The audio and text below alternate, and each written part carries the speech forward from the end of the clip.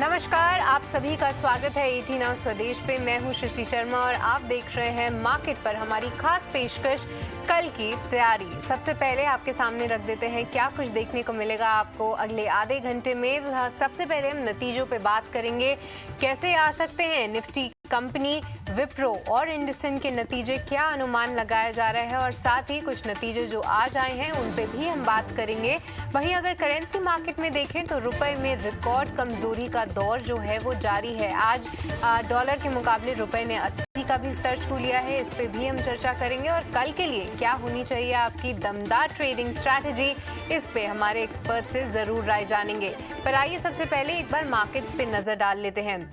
अगर आज देखें तो लगातार तीसरे कारोबारी दिन बाजार में तेजी देखने को मिली है, जहां पे निफ्टी में 60 अंकों से ज्यादा की तेजी रही और 16,340 के पार हमने निफ्टी को जाते हुए देखा। वहीं सेंसेक्स में भी करीब 250 अंकों की तेजी के साथ सेंसेक्स 54,768 पर बंद हुआ। वहीं निफ्टी बैंक में काफी जोश देखने को मिला, 362 अंकों का वहां पे उछाल देखने को मिला। कई सारे बैंकिंग नाम जो हैं आज उछलते हुए नजर आए। और दिन भर बाजार में क्या हलचल देखने को मिली, आइए इस पे थोड़ी और डिटेल में बात करते हैं। और इसके लिए हमारी सहयोगी मानसी दवे के पास चलते हैं, जो कि और भी सेक्टर्स और स्टॉक्स में किस तरीके का एक्शन रहा ये हमें बताएंगी। मानसी, बताइए।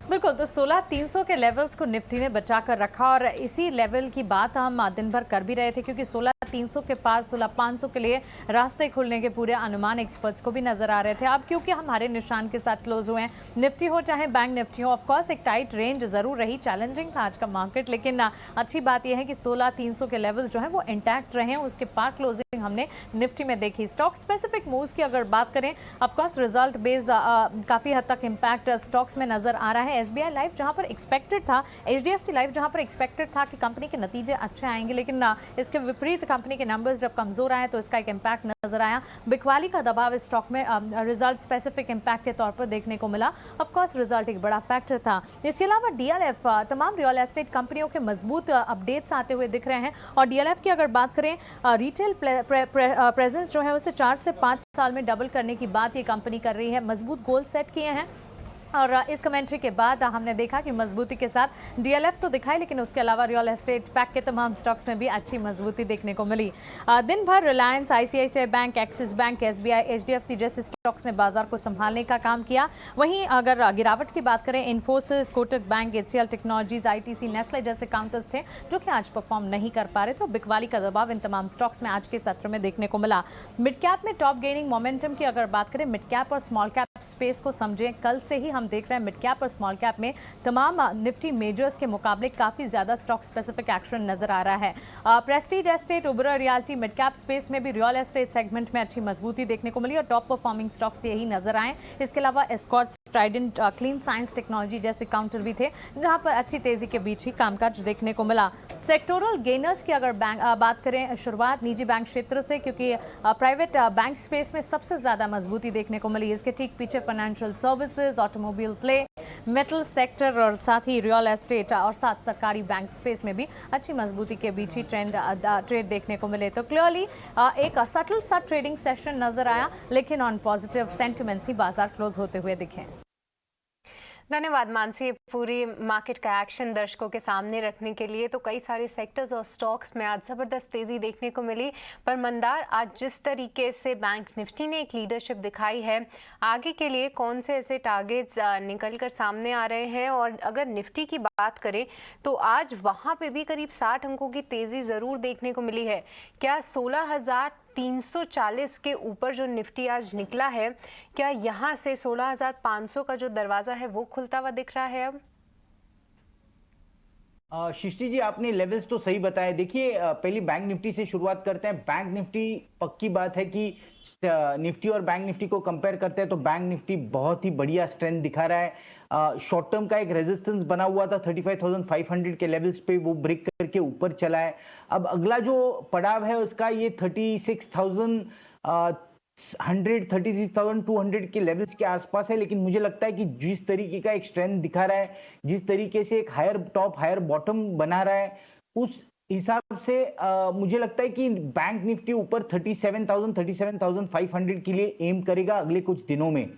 और निफ्टी की अगर बात करते हैं तो निफ्टी आपने सही कहा 16,350 का जो एक लेवल है, ये एक इंपॉर्टेंट लेवल है। ये इसके ऊपर अगर चलता है तो मुझे लगता है कि ये 16,700 16,800 के लिए एम करेगा अगले कुछ दिनों में।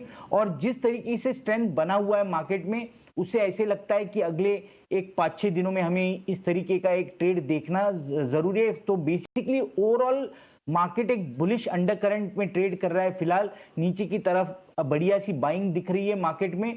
तो इसलिए बेहतर ये होगा कि अभी फिलहाल तो बुलिश व्यू बनाए रखें। ठीक है, तो फिलहाल जो है मार्केट्स पे बुलिश व्यू आपको बरकरार रखना है। ज़बरदस्त ट्रेडिंग एक्शन हम देख रहे हैं मार्केट्स में अक्रॉस द सेक्टर्स, तो उसको आप उस मोमेंटम को राइड अप ज़रूर करिए। पर चलिए अब कुछ नतीजों की बात कर लेते हैं, जहां पे देश की दिग्गज एफएमसीजी कंपनी HUL ने अपनी पहली तिमाही के नतीजे जो हैं अनुमान से बेहतर घोषित किए हैं। यहाँ पे मुनाफा और आय दोनों में ही अनुमान से ज़्यादा आंकड़ा आते हुए दिखा है, जहाँ पे 2290 करोड़ पे इनका मुनाफा रहा है। और साथ ही EBITDA मार्जिन भी जो है वो थोड़ा सा कम ज़रूर हुआ है, पर अनुमान के कहीं ना कहीं उस रेंज में है। आइए चलते हैं मेरी सहयोगी विनी मोतीवाला से, जो कि डीप डाउन एनालिसिस करेंगे इस रिजल्ट्स के, साथ ही बताएंगे मैनेजमेंट की कमेंट्री में क्या कुछ निकलकर सामने आया। विनी। तो HUL के नंबर्स की बात करें तो काफ़ी अच्छे सेट ऑफ नंबर्स आए हैं कंपनी से। पहली FMCG निफ्टी कंपनी ने रिपोर्ट किया अपने नंबर्स और स्ट्रॉन्ग परफॉर्मेंस आई है। रेवेन्यू और प्रॉफिट्स अबव एक्सपेक्टेशन थे, मार्जिन स्लाइटली बिलो थे, पर वो तो एक्सपेक्टेड ही था क्योंकि इन्फ्लेशन की जो प्रेशर है, महंगाई की प्रेशर है, वो कंटिन्यू रही है ना। ओवरऑल बात करें वॉल्यूम ग्रोथ की, better than expected volume growth आई है 6% पे, एक्सपेक्टेशन थी 2-3% की। मार्जिन कंप्रेशन एक्सपेक्टेड लाइंस पे जैसे मैंने बताया। और ब्यूटी पर्सनल केयर सेगमेंट है, वहाँ पे जो EBIT मार्जिन दिख रहे हैं तो वहाँ पे थोड़ी कॉन्ट्रैक्शन दिख रही है EBIT मार्जिन में। ब्यूटी पर्सनल केयर सेगमेंट में 180 बेसिस पॉइंट की EBIT मार्जिन में कॉन्ट्रैक्शन है। होम केयर सेगमेंट में EBIT मार्जिन की परफॉर्मेंस काफ़ी अच्छी रही है और थोड़ी इंक्रीज हुई है EBIT मार्जिन वहाँ पे। Overall performance very strong performance company से रिपोर्ट की गई है। और होम केयर सेगमेंट में 30% की ग्रोथ है, ब्यूटी केयर सेगमेंट में अराउंड 17% की ग्रोथ, और फूड और रिफ्रेशमेंट में वहाँ पे थोड़ी कम ग्रोथ है, 9% की ग्रोथ आई है ना। ओवरऑल PC में जो कमेंट्री दी थी वहाँ पे मैनेजमेंट ने कहा है कि इन्फ्लेशन तो कंटिन्यू रहेगी और वो एक्सपेक्ट कर रहे हैं कि मार्जिन्स जो है जहाँ पे थोड़ी हमने प्रेशर देखी थी वो वापस आ जाएंगे। दिसंबर क्वार्टर से हम बेहतर देखेंगे मार्जिन्स को होते हुए। ओवरऑल सितंबर क्वार्टर में कॉस्ट इज हायर रहेगी, महंगाई बढ़ी रहेगी, वो हाईलाइट कर रहे हैं कंपनी ने अपने प्रेस कॉन्फ्रेंस में। और वॉल्यूम ग्रोथ की बात करें तो वहाँ पे उन्होंने बताया कि वो स्ट्रॉन्ग रहेगी, रोबस्ट वॉल्यूम ग्रोथ कंपनी की कंटिन्यू रहेगी, वो एक मेन हाईलाइट आ रही है उनकी प्रेस कॉन्फ्रेंस से भी। धन्यवाद विनी, ये पूरी डिटेल्स हमारे दर्शकों के सामने रखने के लिए। और HUL हमने देखा नतीजों से पहले एक ज़बरदस्त सभी FMCG काउंटर्स ने एक जोश दिखाया है। HUL की बात करें तो पिछले एक महीने में 17% का ये काउंटर मूव दिखा चुका है। पर नतीजों के बाद किस तरीके की चाल देखने को मिल सकती है, अभिषेक एक बार आपसे इस पे जानेंगे। देखिए, वॉल्यूम ग्रोथ तो अनुमान से दुगनी आई है, पर मैनेजमेंट का ये भी कहना है कि सितंबर तिमाही में मार्जिन्स प्रेशर में रहेंगे, और अगर जिस तरीके से कमोडिटी कूल ऑफ हम देख रहे हैं वो बरकरार रहता है तो उम्मीद है कि दिसंबर से मार्जिन्स थोड़े से सुधरते नजर आए। आप इसे कैसे देख रहे हैं, और साथ ही स्टॉक के लिहाज से किस तरीके के रिएक्शन की इस पे कल उम्मीद करें, क्योंकि एक ऑलरेडी पॉजिटिव मोमेंटम में है। इसी मिक्स कमेंट्री के बाद थोड़ी सी यहाँ पे रुकावट आएगी स्टॉक की चाल में, या फिर मार्केट इसको बहुत पॉजिटिवली लेने का कोशिश करेगा? देखिए, एक बात समझनी चाहिए अपने को कि ये जो नंबर्स हैं ये लार्जली इन लाइन है। थोड़ा सा जो अब वॉल्यूम ग्रोथ का नंबर थोड़ा पॉजिटिव है, बट इसमें एक चीज ऑलरेडी मार्केट को एंटिसिपेशन था कि भाई ये वॉल्यूम ग्रोथ काफी स्ट्रांग रहेगी, इसलिए हमने पिछले एक महीने में स्टॉक में 15 से 20% का मूवमेंट देखा भी है। और एक जो मैनेजमेंट का कमेंट्री है राइट नाउ कि दिसंबर से इन्फ्लेशन ठीक रहेगी, बिकॉज अभी रॉ मटेरियल प्राइसेस कम हो रहे हैं, बट इसका जनरली 1 से 2 क्वार्टर का लैग इफेक्ट रहता है। तो ये इम्पैक्ट आगे जाके ऑब्वियसली कंपनी के लिए पॉजिटिव रहेगा।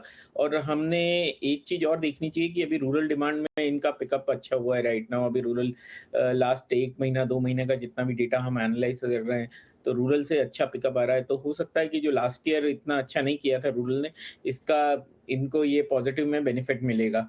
प्लस मैंने नंबर डिटेल में अभी देखे नहीं हैं, but revenue wise, segment wise भी जो डेटा है, ऑलमोस्ट ऑल सेगमेंट एक्सेप्ट एक या दो को छोड़ के काफी अच्छा किया। Fabric care, house hold and दूसरे सेगमेंट्स में काफी अच्छा नंबर्स दिख रहे हैं।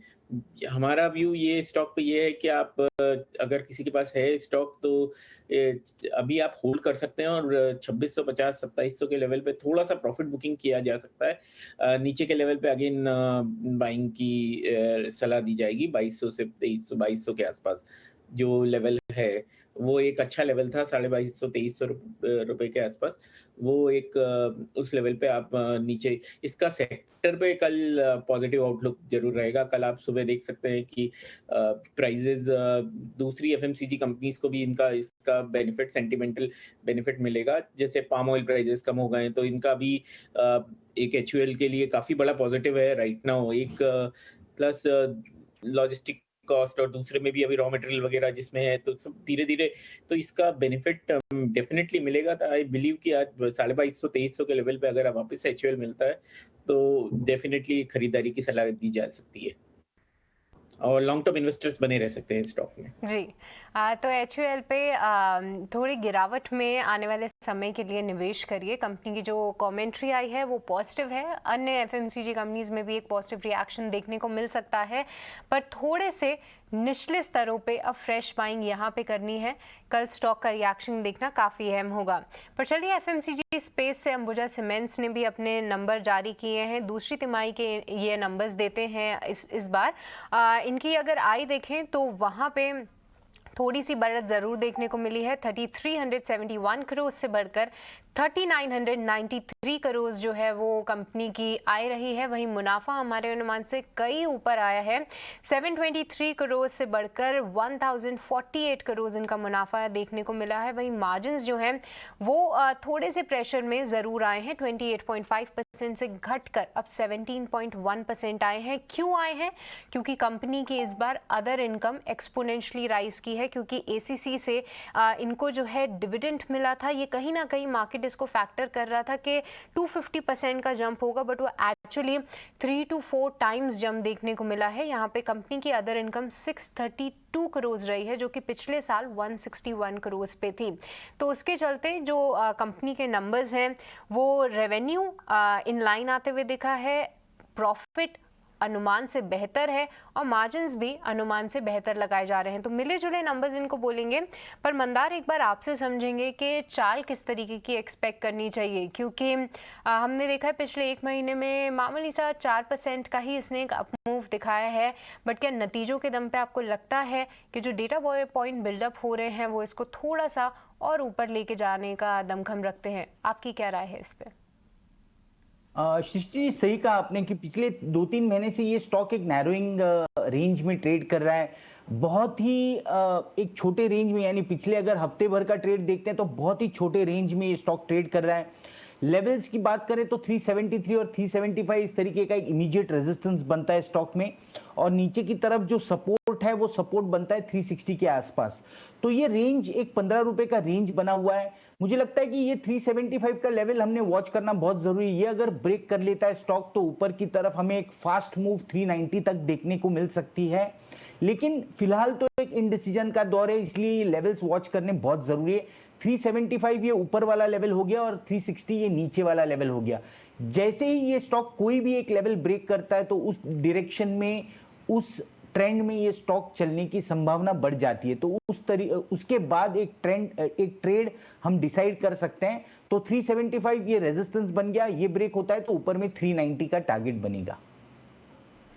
ओके, तो अभी फिलहाल अंबुजा सीमेंट्स जो है एक रेंज में ट्रेड कर रहा है। अगर वो ब्रेक होता है ऑन द अपसाइड तो 390 के जो टारगेट्स हैं वो आप ध्यान में रखिए। पर हम बात कर रहे हैं कल की तैयारी की, और कल निफ्टी दिग्गज कंपनी विप्रो के नतीजे आएंगे। हालांकि आईटी पूरे ओवरऑल पैक में कमजोरी ज़रूर देखने को मिल रही है, पर ये जानना काफ़ी अहम हो जाता है कि विप्रो के नतीजों से क्या अनुमान लगाया जा रहा है। ये बताने के लिए हमारी सहयोगी पूजा त्रिपाठी हमारे साथ जुड़ चुकी हैं। पूजा, बताइए क्या है विप्रो से उम्मीद है? विप्रो के नतीजों की बात करें तो हमारा जो अनुमान कह रहा है उसमें रुपी टर्म्स में आय में 3.3% की ग्रोथ देखने को मिल सकती है। जो डॉलर आय रहेगी वहां पर करीब 1.5% की ग्रोथ एक्सपेक्टेड है। और जो नंबर्स आएंगे वो गाइडेंस की अगर बात करें, जो गाइडेंस दी थी कंपनी ने, उसके लोअर साइड में आ सकता है, यानी कि 2748 या 2760 डॉलर के आसपास ये आंकड़ा आ सकता है। इसके अलावा जो आईटी सर्विस में एबिट मार्जिन के नंबर्स हैं वहां पर भी हल्की कमजोरी नजर आएगी। मुनाफा भी 4% घट सकता है कंपनी का। कांस्टेंट करेंसी ग्रोथ में हमारा अनुमान है कि 2.3% की ग्रोथ देखने को मिलेगी। नजर रहेगी मार्जिन पर, जहां पर कि थोड़ा दबाव देखने को मिल सकता है। और अभी तक जो भी नतीजे आए हैं वहां पर हल्का प्रेशर भी हमने देखा। ट्रैवल कॉस्ट बढ़े रहेंगे और सप्लाई साइड प्रेशर भी रहेगा। लेकिन रुपये में जो इस वक्त गिरावट आ रही है, कमजोरी आ रही है, उसका फायदा कंपनी के नतीजों में मिलता हुआ दिखाई देगा। इसके अलावा डील पाइपलाइन कैसी रहती है, मार्जिन को लेकर किस तरह की गाइडेंस रहती है, इस पर हमारी नजर रहेगी। हम अनुमान कर रहे हैं कि करीब 17 से 17.5% के मार्जिन की गाइडेंस के नंबर आ सकते हैं। अगर उसके थोड़े नीचे आते हैं तो फिर वो नेगेटिव होगा और उसका नेगेटिव असर स्टॉक में भी देखने को मिल सकता है। तो ओवरऑल बात करें तो विप्रो के जो नंबर्स रहेंगे वो हल्के कमजोर साइड पर देखने को मिल सकते हैं। मार्जिन काफी इंपॉर्टेंट होगा देखना, वहां पर हमारी नजर रहेगी। जिनका मार्जिन्स काफ़ी अहम होंगे विप्रो के देखने के लिए, उन पे हमारी ज़रूर नज़र रहेगी। पर एक बार अभिषेक आपसे जानना चाहेंगे, जो IT sector as a whole हम देख रहे थे कि काफ़ी कमज़ोरी यहाँ पे देखने को मिल रही थी, पर परसों का अगर कल का अगर एक ट्रेडिंग सेशन देखें तो सभी आईटी दिग्गज ने एक बहुत बेहतरीन अपमूव दिखाया था। कितना भरोसा किया जाए इस अपमूव में, और उनमें से विप्रो आपको किस तरीके से प्लेस लगता है नतीजों के बाद भी, अभी करंट वैल्यूएशंस के लिहाज से भी आपकी विप्रो पे क्या राय होगी? विप्रो पे हमारा व्यू अभी हम काफी टाइम से आईटी के लिए नेगेटिव व्यू अपनाए हुए हैं राइट नाउ। व्यू यही है कि आप प्राइस करेक्शन के बाद अगर हो सकता है कि विप्रो भी मार्केट में, बिकॉज डिसअपॉइंटमेंट से ज्यादा मार्केट में मार्केट ओवर एक्साइटमेंट हो गया था और हर बार 4-6 क्वार्टर से आईटी कंपनीज कंटिन्यूसली ब्रेक कर रही थी अपना जो नंबर्स को। अभी धीरे धीरे जैसे जैसे मार्केट ओपनिंग अप हो रहा है राइट नाउ, और देयर इज एक रीजन ये है कि उनकी कॉस्ट प्रेशर भी रहेंगे, और लोगों का कंसर्न ये है कि जो यूएस में अभी स्लो डाउन की बात कर रहे हैं राइट नाउ, तो इसके कारण से आईटी स्पेंडिंग में थोड़ा इनको यूएस और यूरोप में दोनों का impact in the IT companies को पड़ेगा राइट नाउ। हाउएवर इसका इम्पैक्ट आपको इस साल नहीं मिलेगा, और डील पाइपलाइन का इसका जो लार्जली इम्पैक्ट आपको अगले वर्ष से मिलेगा। स्टॉक स्पेसिफिक में आपको यहाँ पे विप्रो में मेरा व्यू ये है कि 350 अगर नंबर खराब भी आते हैं तो डेफिनेटली 360-70 लेवल पे स्टॉक 12-13 टाइम पे आ जाएगा। वो एक काफी अट्रैक्टिव लेवल हो जाएगा। तो अगर नंबर्स का तो यानी कि because most of the IT companies ने अभी डिसअपॉइंट ही किया है, तो आप ये ट्रेंड अगर आप देखना चाहेंगे तो ये हो सकता है कि विप्रो भी लोअर एंड पे जैसा आप बात कर रहे हैं वो कर सकता है। बट मेरा व्यू यही है कि अगर आपको लेना है तो विप्रो 10 से 20% अभी ले सकते हैं, और बाकी जब नंबर्स खराब होने के बाद अगर आपको 3.5 डेफिनेटली उस लेवल पे काफी अट्रैक्टिव हो जाएगा। एक साल का व्यू के साथ आप उसमें स्टॉक में बने रह सकते हैं और ऐड किए जा सकते हैं। ठीक है, तो ये थी आपके लिए विप्रो पर राय। कल काफ़ी अहम होगा कि कंपनी के नतीजे किस तरीके से आते हैं, और साथ ही मार्जिन पे और आने वाले समय में क्या कमेंट्री निकल कर आ रही है उस पर हम देखेंगे। अभी तक तो जितनी आईटी दिग्गज कंपनी है और डिमांड को लेकर काफ़ी पॉजिटिव है, बट मार्केट को वो फिलहाल पसंद नहीं आ रहा है। पर चलिए अब इक्विटी मार्केट से हटकर थोड़ा करेंसी वर्ल्ड पे नजर डालिए, जहाँ पे भारतीय रुपए के लिए सबसे खराब दौर चल रहा है। डॉलर के मुकाबले रुपए में गिरावट थमने का नाम नहीं ले रही है। रुपया 19 जुलाई के कारोबारी सेशन में पहली बार 80 का लेवल अब पार कर चुका है, और रुपए की वैल्यू पिछले कुछ समय के दौरान अगर देखें तो वहाँ पे बड़ी तेज़ी से उसकी वैल्यू कम होती हुई नजर आई है। रुपए के लिए 80 का जो लेवल था वो अहम साइकोलॉजिकल सपोर्ट माना जा रहा था, और कई दिनों से ऐसा लग रहा था कि रुपए इस लेवल को तोड़कर गिरावट का नया रिकॉर्ड बना सकता है, जो कि आज हमने होते हुए देखा। बट इस पे डीए सेक्रेटरी अजय सेठ का क्या कहना है, आइए सुनते हैं। If I have a deep down in a oil market, then please talk to my colleague in the petroleum sector. But yes, if the dollar has appreciated, then obviously that landed price of any imported commodity will go up. So that factor we have to keep that in mind. fine. But here is not that these things can be controlled. These are the market forces. When something gets controlled by the market forces, one has to take steps what one can do to mitigate those impacts. And as I say, taking steps so that the capital flows into the country can increase by various measures. Those measures have been taken. ठीक है, तो अजय सेठ का कहना है कि ये जो है ग्लोबल इन्फ्लेशन है जिसके चलते हम रुपए में गिरावट देख रहे हैं, और साथ ही अगर भारतीय बाज़ारों की बात करें तो यहाँ पे आरबीआई अपनी तरफ से पूरे कदम उठा रही है।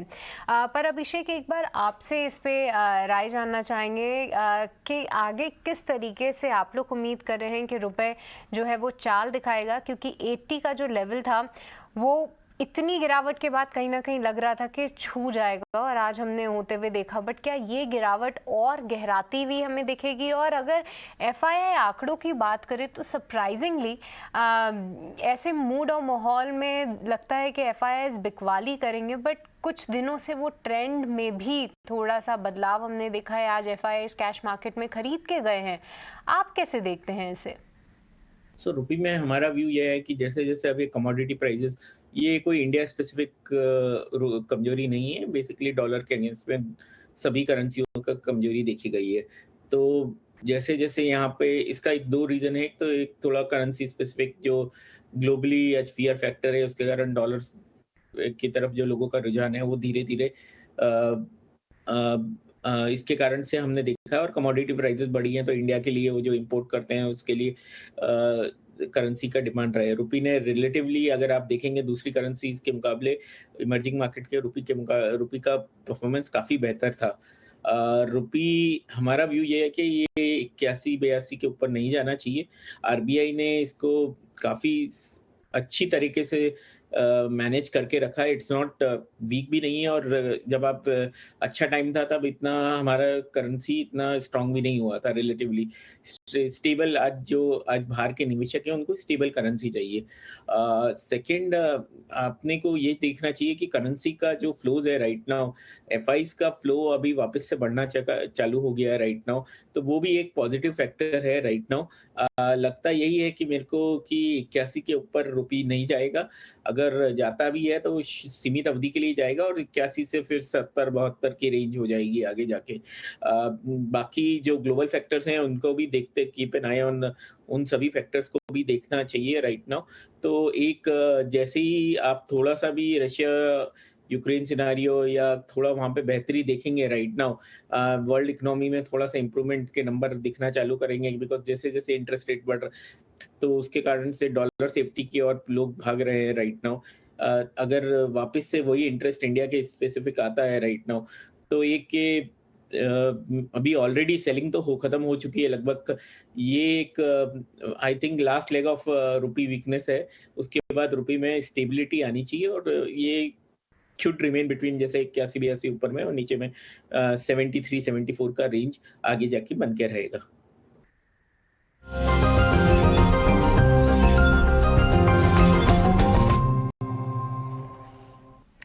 ठीक है, तो अब वक्त हो चला है आपको वीआईपी शेयर्स बताने का। एक एक करके गेस्ट से जानते हैं कौन से हैं उनके वीआईपी शेयर्स। मंदार, सबसे पहले आप बताना चाहेंगे? सृष्टि जी, देखिए पहला स्टॉक मेरा है SBI, state bank of India. Long term के चार्ट पे भी अच्छा दिख रहा है, शॉर्ट टर्म के चार्ट पे आज ही इन्विटेशन क्रिएट किया है इसने। एक रेजिस्टेंस बना हुआ था 492 के लेवल्स पे, जो स्टॉक ब्रेक करके ऊपर चला है। वॉल्यूम्स भी बढ़िया ट्रेड कर रहा था। अब ऊपर की तरफ मुझे लगता है कि 520-522 के लिए ये स्टॉक एम करेगा, इसलिए इसमें एक बाय बनता है। 489 का स्टॉप लॉस होगा और टारगेट होगा 522 का। और दूसरा जो स्टॉक है ये भी बहुत ही इंटरेस्टिंग स्टॉक है, लॉन्ग टर्म शॉर्ट टर्म दोनों चार्ट पे ये भी।